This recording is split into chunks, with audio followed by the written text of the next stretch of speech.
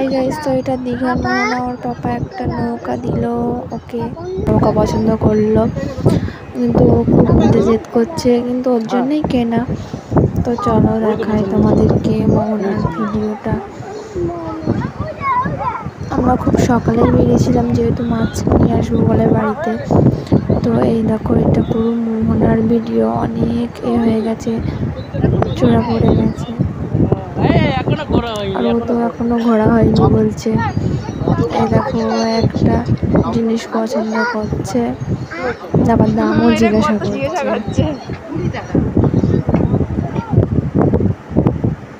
এদিকে সব মোহনার যেখানে মানে উপার দিয়ে যেখান থেকে হেঁটে হেঁটে যায়, সেখানে সব দোকান আছে, মানে দীঘারই এসব ঝিনুকের তৈরি জিনিসপত্র পাওয়া যায়।